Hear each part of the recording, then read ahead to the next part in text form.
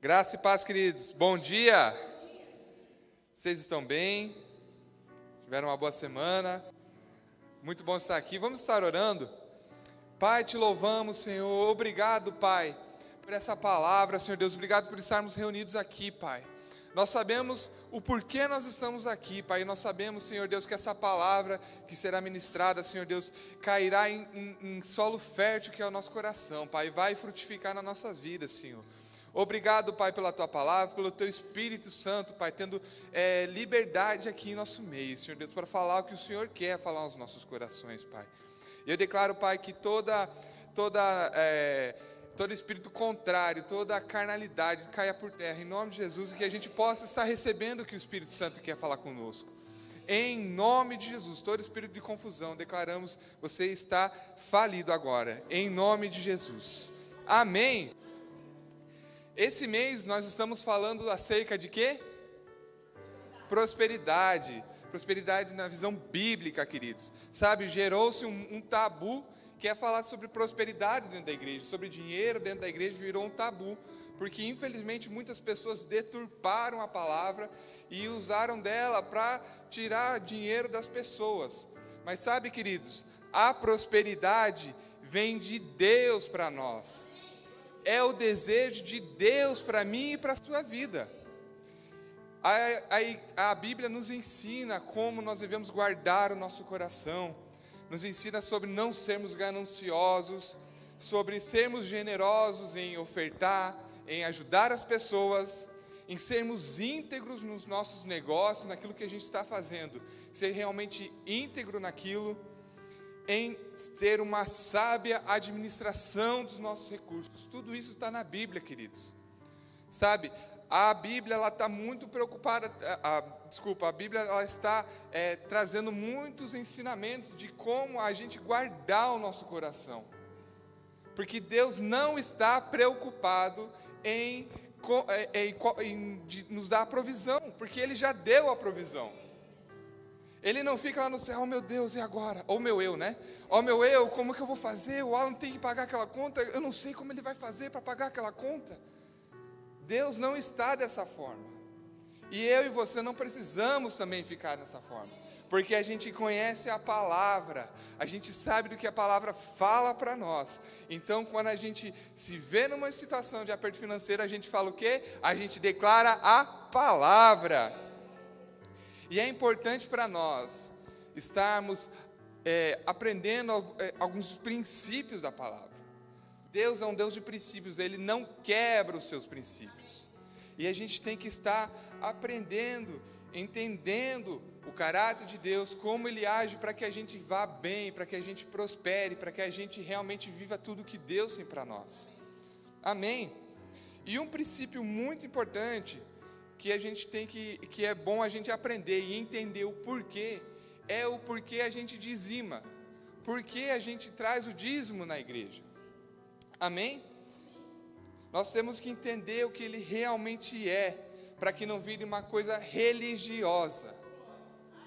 O dízimo não é um ato religioso, porque muitas vezes as pessoas estão na igreja, se convertem, ouvem que tem que entregar o dízimo e elas acham que é algo religioso e vira algo automático.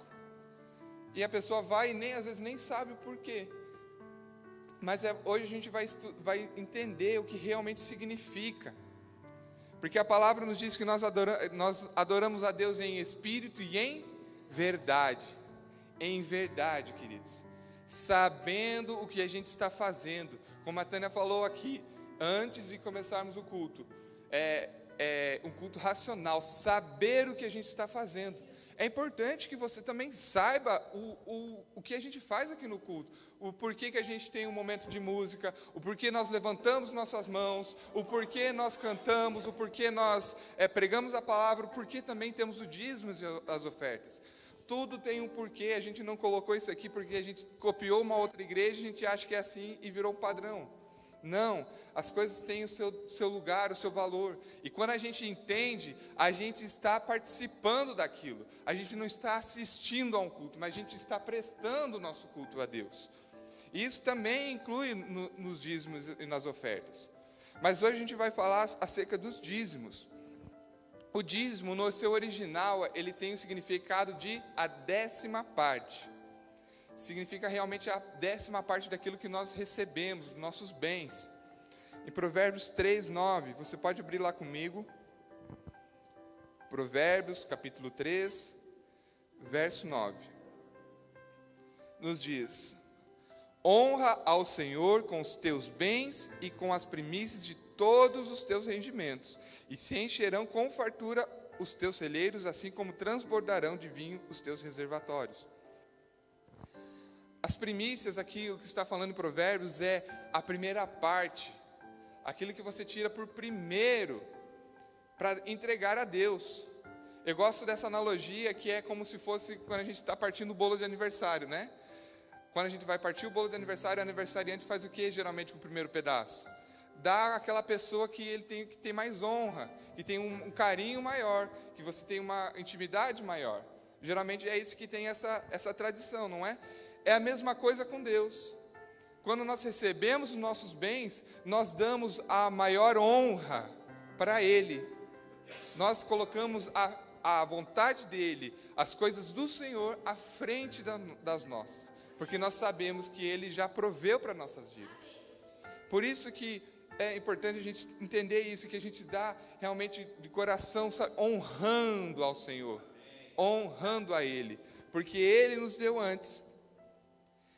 E aí há muitas discussões, né? Pessoas que falam, mas o dízimo ele é na lei, agora que nós estamos na graça, nós não precisamos entregar o dízimo, e há muita confusão acerca disso.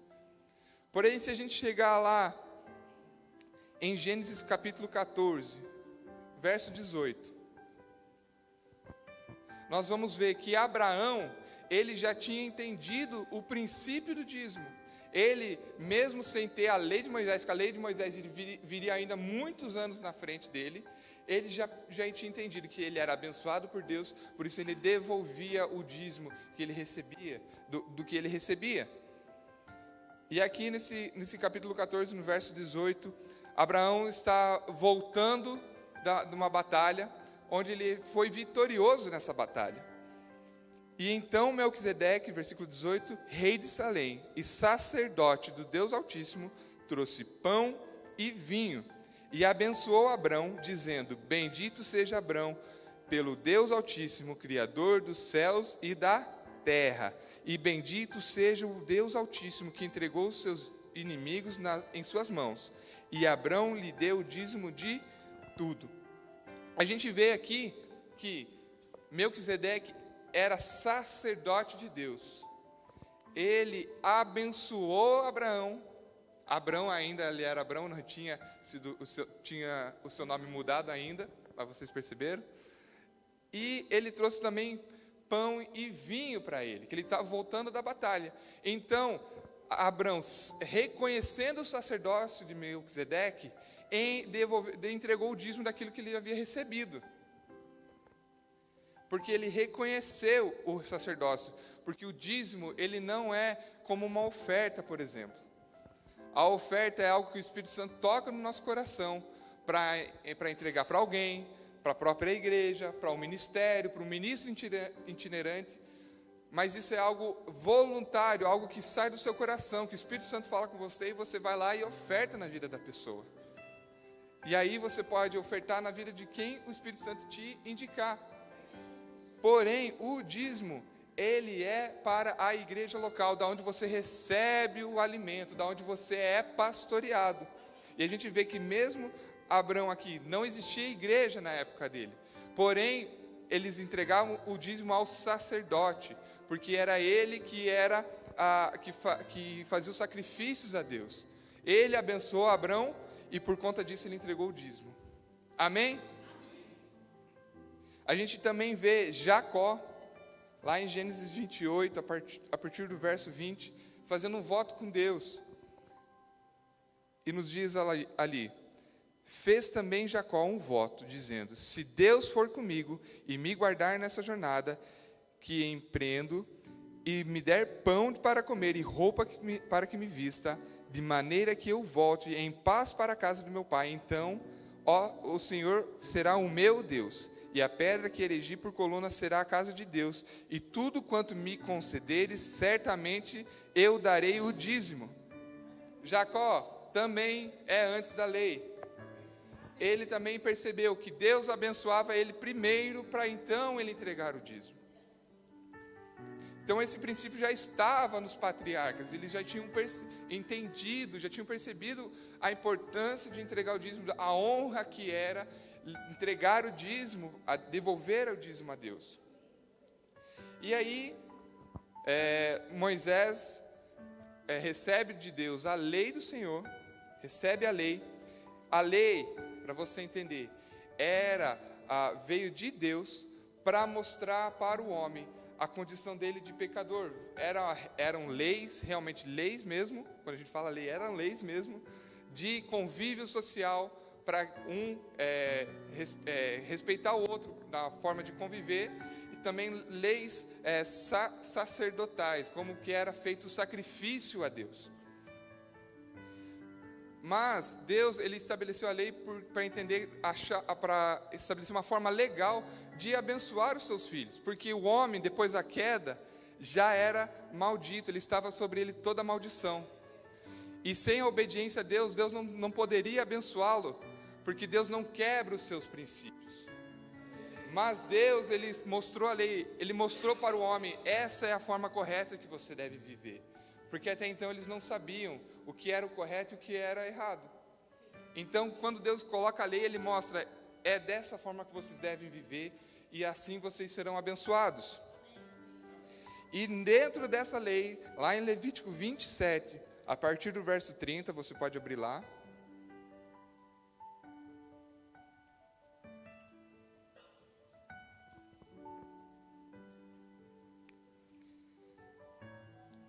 Também todas as dízimas da terra, tanto dos cereais do campo, como dos frutos das árvores, são do Senhor.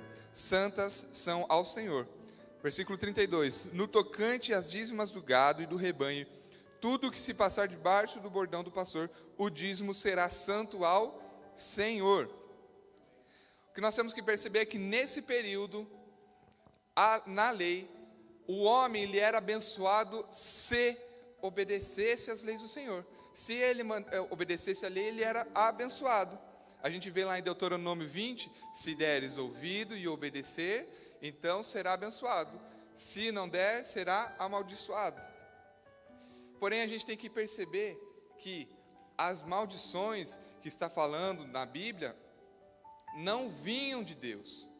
Deus, ele não colocou os mandamentos dele para que se você obedecer, eu vou te abençoar, senão eu vou te amaldiçoar. Deus não é quem amaldiçoa, porque a condição do homem já estava maldita. Ele já estava sofrendo todo o dano desde a queda, desde a separação de Deus. Porém, quando o homem obedece à lei, ele fica na aliança com Deus, ele é abençoado. E é assim com as nossas vidas hoje. Hoje nós estamos numa aliança superior, nós estamos em Cristo Jesus. E quando nós estamos nessa aliança, nós somos abençoados por Ele. Porém, se a gente não estiver nessa aliança, a gente deixa de desfrutar aquilo que o Senhor tem para nós. Ah, mas o fulano lá, ele não é da igreja, ele não aceitou a Cristo, mas ele tem muito dinheiro. Queridos, bênção não é apenas dinheiro. Tem muita gente bilionária aí sofrendo de depressão, tirando as suas vidas, com a família destruída. Bênção não é apenas dinheiro. A gente tem que entender isso. Então, no Antigo Testamento, as pessoas, os profetas, os homens não tinham entendimento de como Deus agia, do caráter de Deus. Eles atribuíam tanto a maldição quanto a bênção para Deus. Tudo que era algo sobrenatural, tudo vinha de Deus, tanto anjos quanto os demônios. Eles não tinham entendimento de demônios, mas os espíritos maus que falam no Antigo Testamento, eles acreditavam que era Deus que enviava. Mas a gente hoje tem a ótica, a gente tem o Novo Testamento para esclarecer que a gente entende que tudo que vem de bom vem dele, mas as maldições tudo vem de Satanás. Amém? Por isso a gente tem que ter essa clareza quando a gente está lendo o Velho Testamento. A gente tem que colocar a ótica de Cristo. A gente tem que ter o entendimento disso, do Novo Testamento, e olhar para as passagens do Velho Testamento com esse entendimento. E não usar aquilo no contexto do nosso dia a dia. Que é o que muitas pessoas, infelizmente, fazem. Usam as passagens do Antigo Testamento e trazem para o nosso contexto hoje em dia, sem colocar a luz que é Cristo, sem colocar a revelação de Cristo, a revelação da igreja.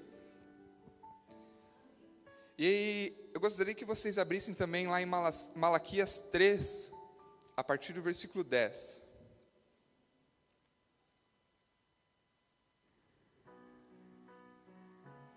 Malaquias, capítulo 3, a partir do verso 10. Trazei todos os dízimos à casa do tesouro, para que haja mantimento na minha casa, e depois fazei prova de mim. Nisto, diz o Senhor dos Exércitos, se não vos abrir as janelas do céu e não derramar sobre vós a bênção tal, até que não haja lugar suficiente para recolheres. Aleluia, eu creio nisso para a minha vida. E por causa de vós, repreenderei o devorador, e ele não destruirá os frutos da vossa terra, e a vossa vide no campo não será estéril, diz o Senhor dos Exércitos. Então, essa passagem aqui está trazendo duas coisas que eu gostaria de passar acerca dela. Primeira é, aonde então que eles entregavam os dízimos na antiga aliança? Na casa do tesouro, eles entregavam para a tribo de Levi, o sacerdócio. Era uma tribo que era separada para o serviço sacerdotal, para os sacrifícios, para viver no templo, para tudo que eles faziam nas atividades do templo. Então, como eles não trabalhavam circularmente, eles precisavam de sustento, também para manter tanto o espaço físico do templo, quanto também para sustentar os que trabalhavam no templo. E nós entendemos da mesma forma hoje, que nós trazemos o nosso dízimo na igreja local, como a gente já falou, amém? Nós vamos falar um pouco mais acerca disso mais para frente. Outro detalhe muito importante que as pessoas elas entendem errado nessa passagem, é que quando a gente entrega o dízimo, Deus repreende o devorador na nossa vida. Mas lembra-se que a gente está numa nova e superior aliança. Deus já fez. E na antiga aliança, realmente, eles precisavam entregar o dízimo para que Deus os abençoasse e repreendesse. O que é esse devorador aqui? Eram pragas que vinham nas lavouras, que comiam toda a plantação, que destruíam tudo aquilo. Tanto que no versículo 11 está falando, e ele não destruirá os frutos da vossa terra. Então eram realmente, como eles viviam da agricultura, quando vinham essas pragas, realmente destruía todo o ganho deles. E hoje, na nova aliança, quem é que repreende o devorador das nossas vidas? Diga assim, eu. Não, com mais convicção, eu. Amém. É você. Por que é você? Porque Jesus te deu autoridade. Jesus veio, morreu, ressuscitou, e com isso ele tomou a autoridade do diabo. Aquilo que Adão tinha passado para Satanás, Jesus tomou, e essa autoridade a gente tem no nome de Jesus. Quando a gente usa o nome de Jesus naquilo, a gente está usando a autoridade que Ele nos deu. Amém? Então, quando a gente reconhece essa autoridade que está sobre a nossa vida, porque usar o nome de Jesus não é, em nome de Jesus, não é apenas o dizer, mas é reconhecer que você opera através da autoridade dEle, através do que Ele já nos deu. Então, quando a circunstância se levanta na sua vida, você não vai, oh meu Deus, o que eu vou fazer agora? E começa a chorar. E começa a reclamar para Deus. Não, querido, você não precisa se colocar nesse lugar. Não se coloque nesse lugar, querido. Porque a gente entende que, enquanto a gente está aqui na terra ainda, que a gente não foi arrebatado, a gente vai passar por adversidades. Mas a forma que a gente se se levanta contra elas é que vai determinar se a gente vai sofrer o dano ou a gente vai ser vitorioso. Porque Ele já fez por nós. Então, muitas pessoas elas ficam ali esperando um milagre de Deus, ficam esperando, sendo que Deus já fez. Então, use a autoridade que Deus te deu. Se algo se levante, ei Satanás, tira as mãos das minhas finanças, porque você não me deu nada, veio de Deus, e eu te repreendo. Use a autoridade que está no nome de Jesus e que Ele te deu. Amém? Aleluia. E nós chegamos então na nova aliança. Como eu disse, Jesus veio e nele cumpriu-se a lei. Nós agora não estamos mais debaixo da lei, do regime da lei. Nós não precisamos mais fazer sacrifícios para termos os nossos pecados encobertos. Porque Jesus foi o sacrifício perfeito e que perdoou os nossos pecados. Então, em Jesus, a lei se cumpriu. E nós chegamos agora numa nova dispensação, uma nova aliança. Nós estamos debaixo da graça de Deus. Debaixo da graça. A graça é algo que nós não poderíamos nunca, recebemos algo que nós nunca poderíamos pagar. Deus nos abençoou, Deus nos tirou do pecado, e hoje nós já somos, e é por isso que nós fazemos. Nós não fazemos para receber, nós já temos, e por isso que nós obedecemos, por isso que nós honramos, por isso que nós ofertamos, por isso que nós dizimamos, por isso que nós adoramos a Deus, porque a gente já recebeu do Senhor. Como Efésios 1:3 diz, porque que nós já somos abençoados nas regiões celestiais em Cristo Jesus. E como que essas bênçãos que estão nas regiões celestiais vão se manifestar na nossa vida? Quando a gente crê com o coração e declara com a boca. Quando a gente declarar a palavra acerca das circunstâncias. Então, se você se vê numa posição que você não está vendo as coisas acontecer, faça um check-up na sua vida. Veja se você está declarando as coisas alinhadas com a palavra para a sua vida. Porque muitas vezes a gente se distrai e a gente começa a aceitar, a gente não, as pessoas, né? Que você é o povo da fé e você não fala negativo. E as pessoas recebem as sugestões de Satanás e começam a concordar com elas. Realmente, é muito difícil. Eu sou imigrante aqui nesse país, as coisas são muito difíceis, aqui para imigrante é complicado. Querido, não é para complicado para você. Não é, porque você é filho de Deus. Se você está seguindo uma direção dele, se você está caminhando de acordo com a palavra, querido, vai ser fácil para você, porque você tem um Deus que é maravilhoso e que já fez por você. Tome posse daquilo. E aí, voltando aqui para o dízimo, então a gente já viu lá que Abraão, ele entregou o dízimo ao sacerdote. Na lei era entregue o dízimo no templo para a tribo de Levi. E hoje, na nova aliança, nós temos a igreja. A igreja, e é aonde a gente tem que trazer o nosso dízimo, onde a gente vai devolver o dízimo.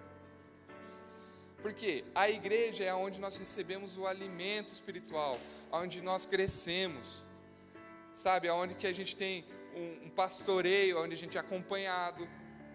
Porque ir visitar outras igrejas, tudo bem, mas lá você não vai receber o pastoreio mesmo. Você vai receber uma palavra, você pode ser edificado lá, mas na sua igreja local, debaixo da autoridade do seu pastor, é que você vai crescer espiritualmente. Quando nós estamos ligados numa igreja local, servindo, recebendo instruções, acatando essas instruções, porque não basta apenas receber, nós temos que também colocar em prática isso na nossa vida, a gente vai ter um crescimento, amém? E quando nós realmente colocamos isso em prática, a gente vê o nosso crescimento, tanto o amadurecimento aqui, ministerial, da palavra, e isso reflete isso na nossa vida pessoal. Isso vai refletir no nosso relacionamento, tanto conjugal quanto com as outras pessoas, pais para filhos, filhos com pais, no nosso trabalho. Queridos, eu não sei nem mensurar o quanto que o crescimento que eu recebi, as instruções que eu recebi dentro da igreja me ajudaram na minha vida profissional.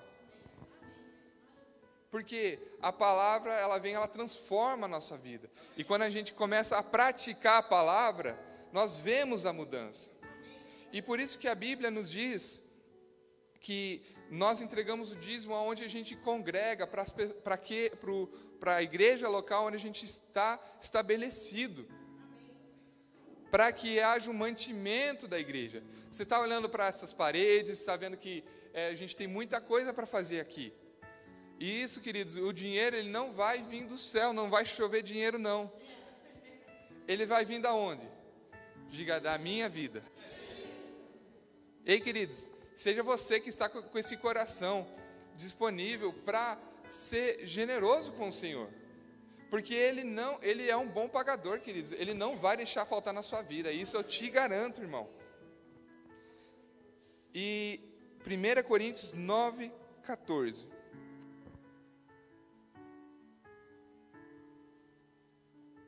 1 Coríntios, capítulo 9, versículo 14.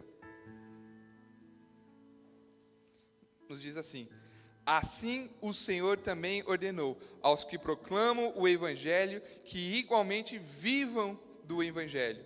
Gálatas 6,6 diz também: o que está sendo orientado na palavra deve compartilhar tudo o que possui de bom com aquele que o instrui. São 2 versículos aqui que eu trouxe que mostra que aqueles que vivem do Evangelho, aqueles que dedicam o seu tempo integral para ministrar a palavra, para cuidar de pessoas, esses sim são dignos de receber um salário também. A Bíblia nos diz que o trabalhador é digno do seu salário.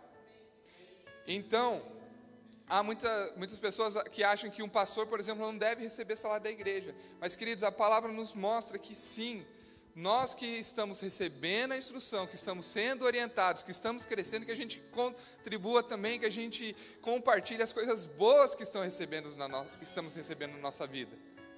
Que a gente não se encontre nesse lugar de ser mesquinho, de ser avarento, de quando está passando uma necessidade, vai e quer ir para a igreja, quer fazer gabinete com o pastor, quer aprender, e aí recebe de Deus, aí já não precisa mais dele. Aí agora é o meu carrinho, a minha casa, é tudo meu.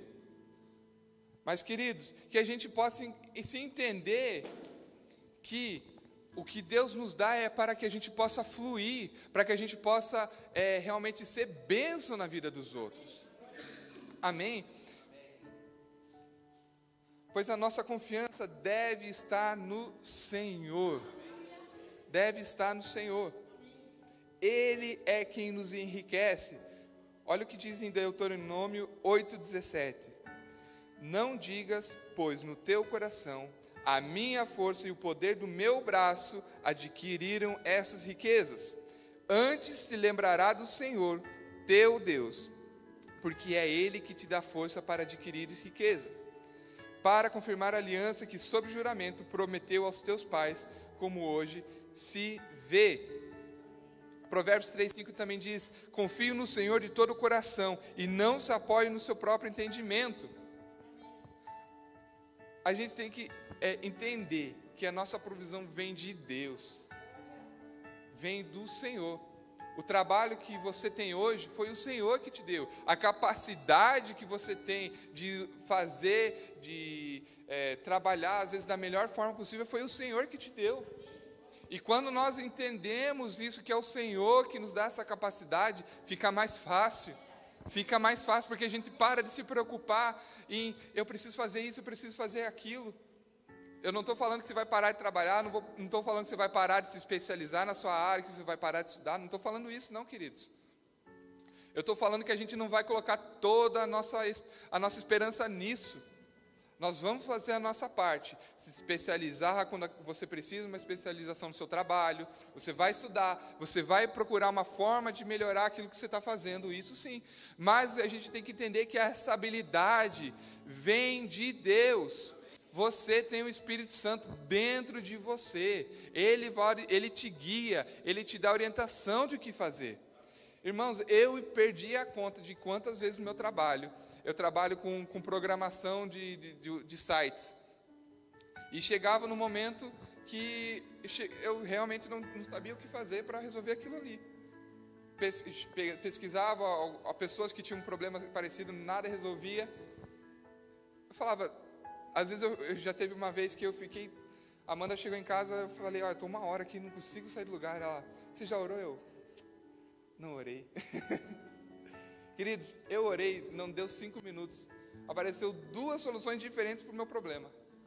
E isso, quando eu entendi isso, que o Espírito Santo está ali para me auxiliar também no meu trabalho, em tudo que a gente está fazendo, queridos, eu não perdi mais tempo não, eu não perco mais 1 hora ali, como que eu vou fazer isso? Queridos, se eu me deparo com um problema, o Espírito Santo me ajuda a encontrar isso, e a todo momento, no meu trabalho, eu estou orando a Deus, e as coisas fluem muito mais fácil. Queridos, eu te desafio, faça isso no seu dia a dia. Quando você se deparar com algo, peça ao Espírito Santo para te guiar, para te mostrar, porque nós temos Ele é nosso auxiliador.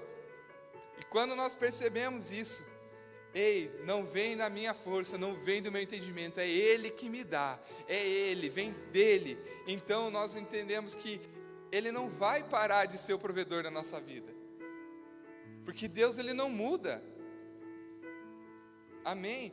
Ele não muda, Ele não é como um ser humano que hoje está bem, hoje está feliz, no outro dia já não gostou ali, acordou e bateu o dedinho na quina, já está meio de mau humor. Deus não muda, se Ele proveu para a sua vida ontem, Ele vai prover hoje, vai prover amanhã. O povo no deserto, quando recebeu o maná vindo do céu, eles achavam que Deus podia no outro dia mudar de ideia e não querer mais abençoar eles. Por isso eles tentavam guardar o maná, sendo que Deus, Ele fez uma aliança com eles, fez uma aliança. Deus não é homem para que minta, nem filho do homem para que se arrependa. Então, a gente também vem lá em Tiago 1, que em Deus não há nem sombra de variação. Se Deus disse, querido, Ele vai prover para a sua vida, Ele não muda. Então a gente se agarra a confiança na palavra, naquilo que o Senhor tem para nós, não no que as circunstâncias nos dizem, mas a gente confia nele. E aí a gente está com o coração nele, a gente vê as coisas acontecendo muito mais fácil, porque não há peso naquilo que o Senhor traz para nós. Em Provérbios 10, 22 diz que a bênção do Senhor enriquece e com ela não traz desgosto. Essa palavra desgosto está falando sobre trabalho duro, sobre esforço, sobre um esforço além do trabalho normal. Está falando de um desgaste mesmo. E a gente vê que, como eu falei antes, a bênção do Senhor não é apenas coisas financeiras, porque muitas pessoas sem Deus têm muito dinheiro, mas tudo que elas têm é dinheiro. E para elas alcançarem toda aquela riqueza, elas tiveram que sacrificar a sua família, o seu casamento, a sua saúde.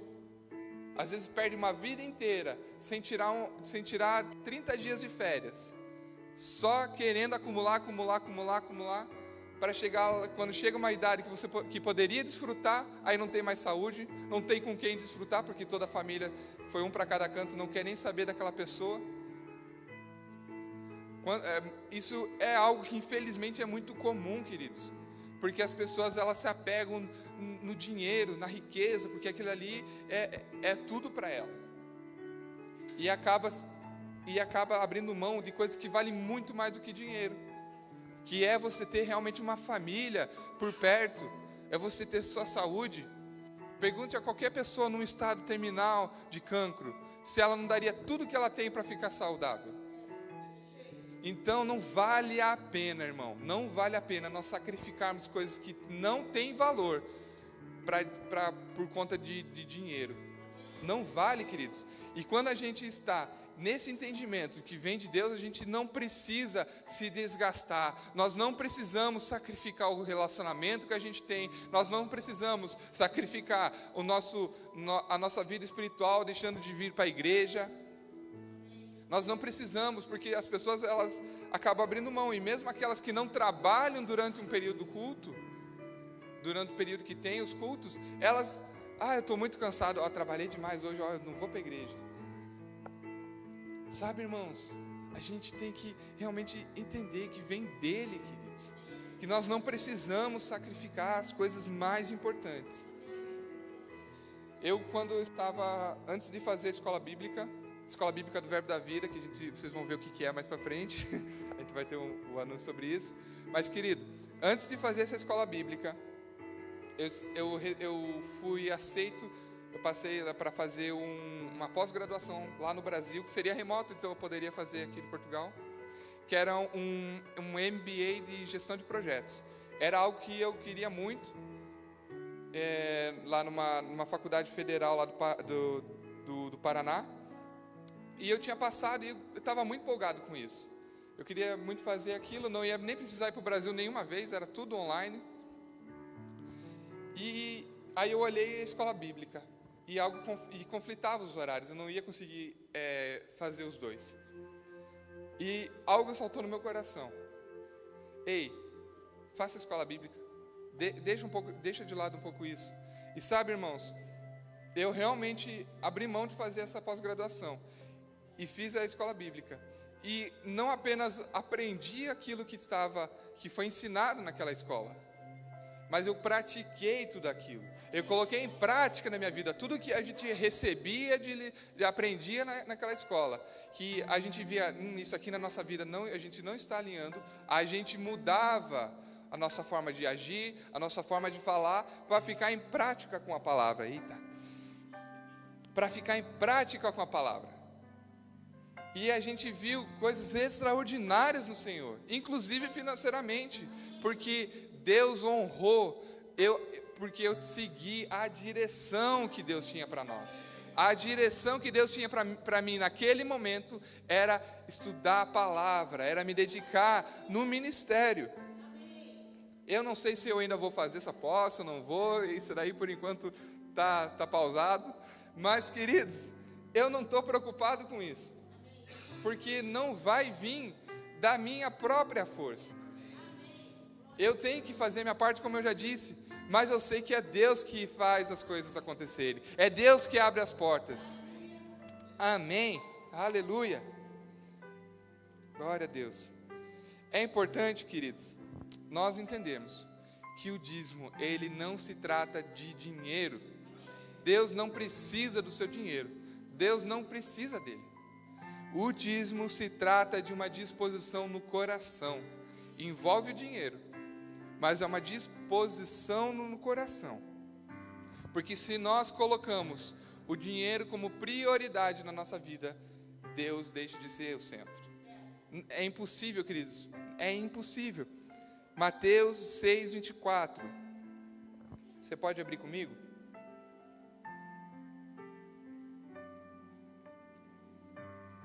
Aleluia, Pai. Ninguém pode servir a dois senhores, pois odiará um e amará o outro, ou se dedicará a um e desprezará o outro. Vocês não podem servir a Deus e ao dinheiro. Essa palavra, realmente, ela é muito clara em relação a isso. Porque se nosso coração está no dinheiro e não está em Deus, Deus fica de lado, queridos. É automático. Em tudo que a gente fizer na nossa vida, se Deus não estiver no centro, Ele vai ficar de lado. E o dízimo, ele mostra que é a posição do coração onde está. Porque se a gente está com Deus no centro, o dinheiro, a gente ofertar, a gente dizimar, não é um problema para nós. Porque Deus está no centro. E a gente confia que a gente ofertou ou a gente devolveu o dízimo, a gente sabe que não vai faltar para a nossa vida, porque a gente confia no Senhor. Portanto, devolver o dízimo é um ato de fé e de gratidão a Deus, porque nós sabemos que Ele não vai deixar de prover para nossas vidas. Aleluia, Pai. Por isso nós devemos ser também equilibrados em relação às finanças, porque em nada na Bíblia é bom a gente ir para extremos, queridos. A gente tem que procurar o equilíbrio dentro da palavra. Nas finanças não é diferente. Há pessoas que acham que você tem que guardar tudo, você não pode gastar nada. Você vai sair, comer um McDonald's, você só vai comer o euro poupança lá, porque você quer juntar, sendo que você tem dinheiro na conta. E aí você quer e não compra uma roupa diferente, não faz nada diferente, porque você quer juntar dinheiro para quê? Para ter o dinheiro lá na conta. A pessoa nem tem planos com aquilo. Isso é avareza, queridos. Não é para nós. E a outro extremo, que é, passa no cartão aí, pode passar, não, estou pagando, não tem problema não, Deus vai prover, passa no cartão de crédito que mês que vem Deus provê. Também é esse outro extremo, de que a pessoa não tem um cuidado com as suas finanças, não tem uma diligência com as suas finanças. Deus também não está aqui, queridos. Se Deus não te deu uma direção de dar uma oferta, de fazer algo, e você está fazendo porque você quer, ou porque você acha que sim, queridos, Deus não está com você nisso aqui, queridos. A gente tem que ser diligente com as nossas finanças, nós temos que ser sábios, fazer o planejamento familiar, o quanto que a gente pode gastar, quanto a gente recebe, o que a gente tem de gasto recorrente, o que a gente pode comprar agora. Tem que ter esse planejamento familiar. O marido e a mulher têm que sentar juntos e olhar as finanças, orar sobre elas.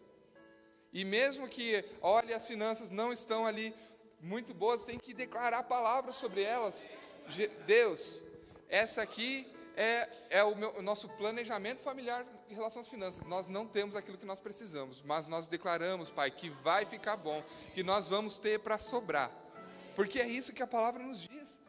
A palavra não nos diz que a gente vai ter o suficiente para você viver mais ou menos. A palavra sempre está falando de bênçãos que transbordam.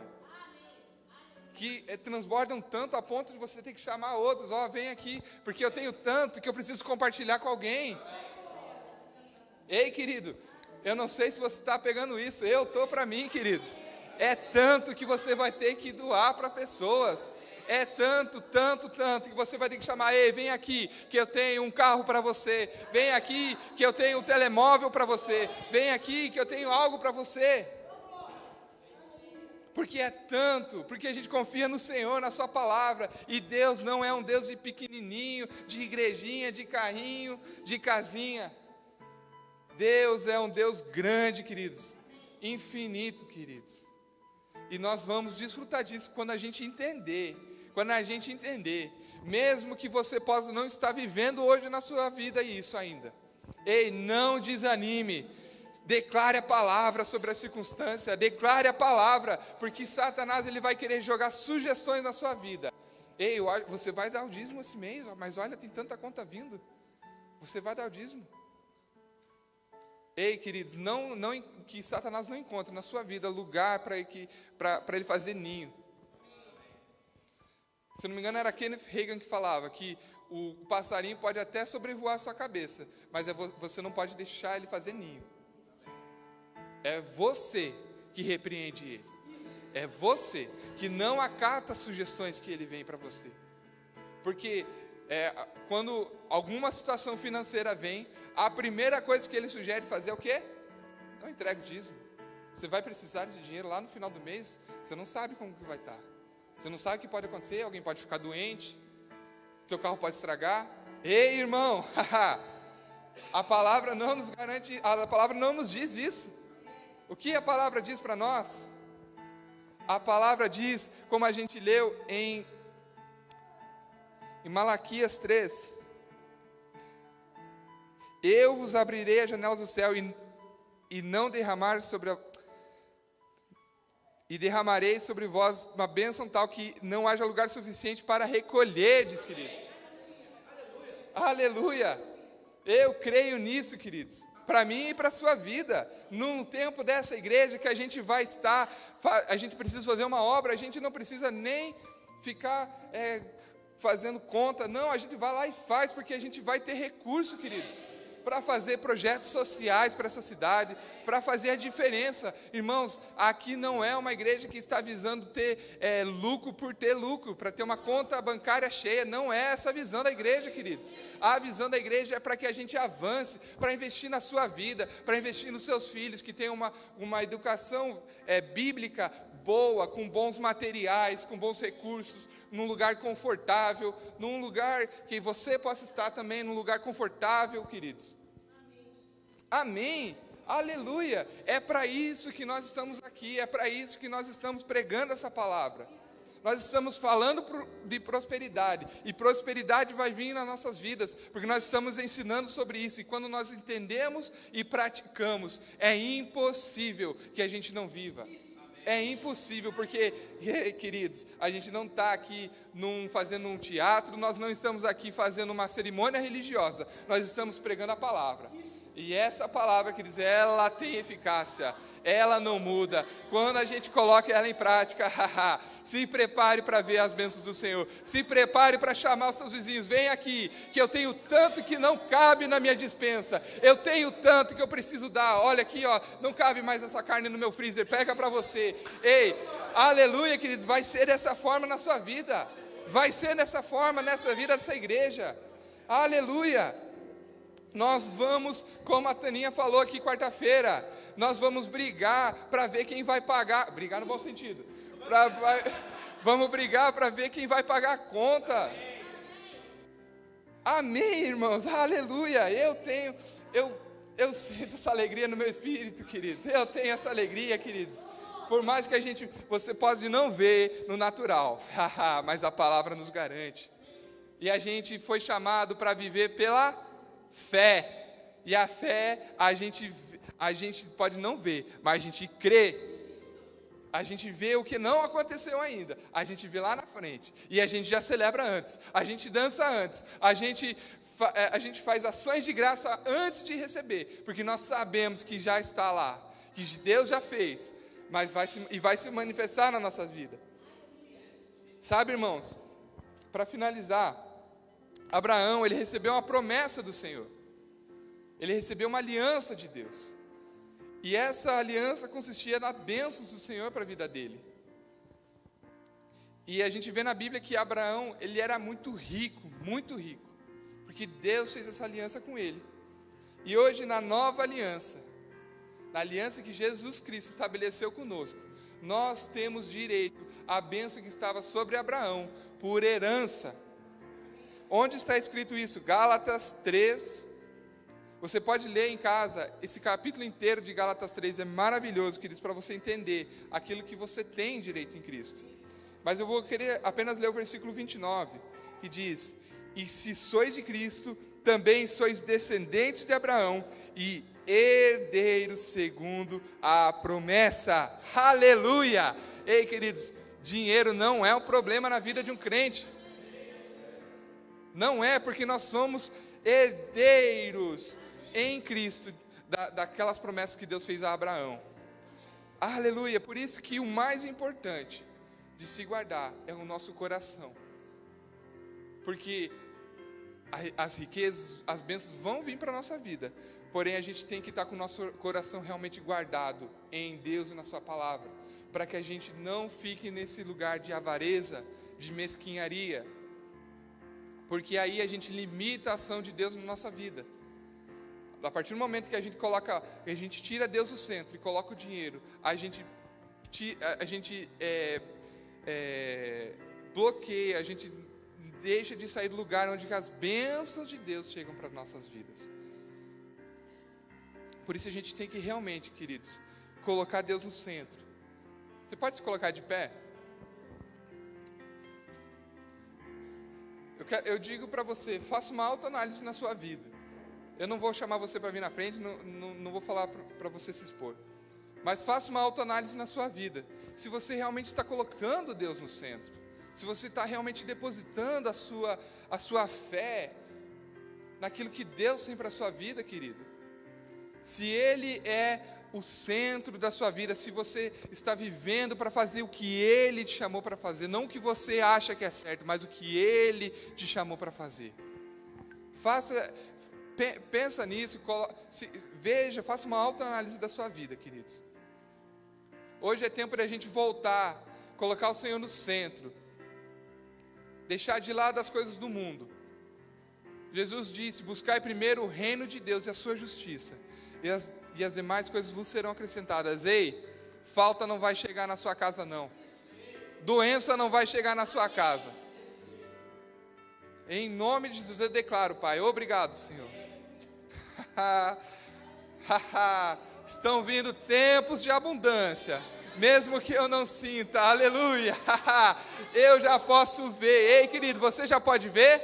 Você já pode ver? Você já pode dançar no Espírito, sabendo que já chegou para a sua vida. Ei, não vai chegar na sua casa, não vai chegar doença, não vai chegar doença, querido, não vai chegar falta.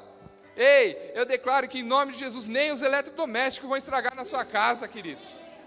Você não vai ter nenhum gasto inesperado, porque não é a vontade de Deus para mim e para a sua vida. A vontade de Deus é que a gente vive em abundância, queridos. Ei, exerça a autoridade que está sobre você, exerça a autoridade que está sobre a sua vida, em Jesus.